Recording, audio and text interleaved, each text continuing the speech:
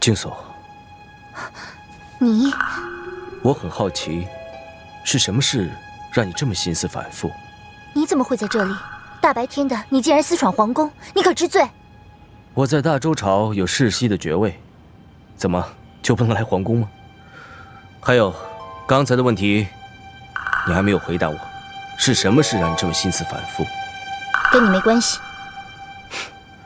也许你的心事是与我无关，但你的人却与我有关。你可记得，你我还有婚约？我是不忍心眼睁睁看着你做皇上的侍膳宫人，我是来带你走的。自从凌霄阁点火开始，我跟你已经毫无瓜葛了。毫无瓜葛？如果不是我在凌霄阁外留一条出路，你以为你可以活到今日？还是你已经倾心于宇文邕，想与我早点撇清关系？我现在只想待在皇上身边，其他的事我早已不放在心上。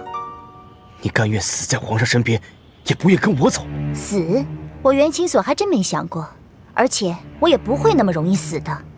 你还是尽早离开这个是非之地，回你的小春城，过你的清闲日子。咱们井水不犯河水。若我这河水还就要冒犯下你这井水呢？总要让你的未婚夫把话说完吧。若我可以打破朝政僵局，助皇上和宇文邕脱困呢？你？对，我拥有世袭的周朝爵位，朝中大臣多与小春城有明暗往来。若我振臂一呼，引领诸位大臣在朝堂发愿，支持皇上，势必会打破僵局，救皇上于水火。你又在耍什么花样？宇文护权倾朝野，别人巴不得去巴结他，你为什么要这样做？只要你肯跟我走，遵守诺言，成为小春城的城主夫人，我没什么做不到的。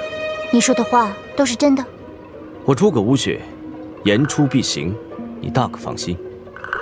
我怎么，我开出的条件还不够让你动心吗？还是你根本就不想遵守诺言，与我在小春城白头偕老？你怎么，我诸葛无血千里迢迢从小春城赶到长安城，冒险潜入皇宫，对你还不够情深吗？我哪里比不上宇文邕？宇文邕可从来都没有对我提过条件二字。好，既然是条件，我就要个结果。我要想一想。朝中行事刻不容缓，你还是早做决断为好。哼。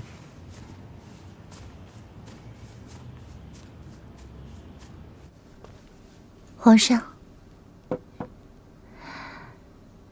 先喝杯茶吧。你的身子刚好，应该多休息才是。不过，朕不知道还有多少清闲日子可过，还是多看些奏章，多知些民情吧。宇文护权倾朝野，这些奏章当中，不知道有多少是实话，又有多少是奉命宇文护而受益的。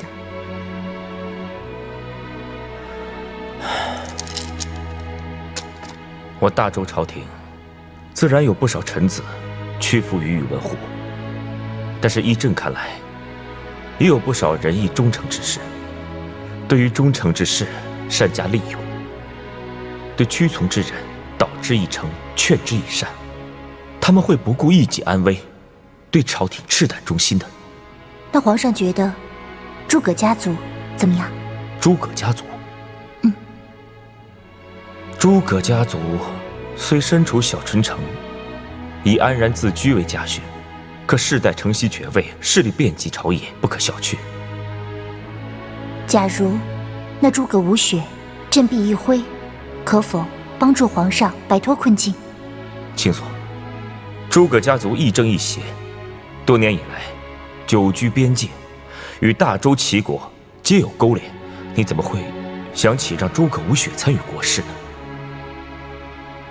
我是觉得，皇上现如今身陷泥沼，而宇文邕又处处受到牵制，现在应该找一个契机打破僵局才是。病急乱投医，清所，四弟为了救你出小春城，费尽心机，万万不可作茧自缚。朕知道，你与诸葛无雪之间有些纠葛。别说朕素不信任诸葛家族，就算诸葛无雪履行诺言，朕也不会拿你去换。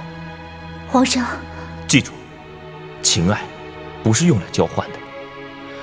若因朕之困境，玷污了青锁的情爱，那朕不单是对不起你，更是对不起四弟。朕永远都不会安心。皇上，你跟四弟幸福了，朕就开心了。青锁，你要问问自己的心，什么是值得的，什么是不值得的。皇上的话我记下了，我会再想办法帮助皇上摆脱困境，而我绝对不会再用自己去换任何东西。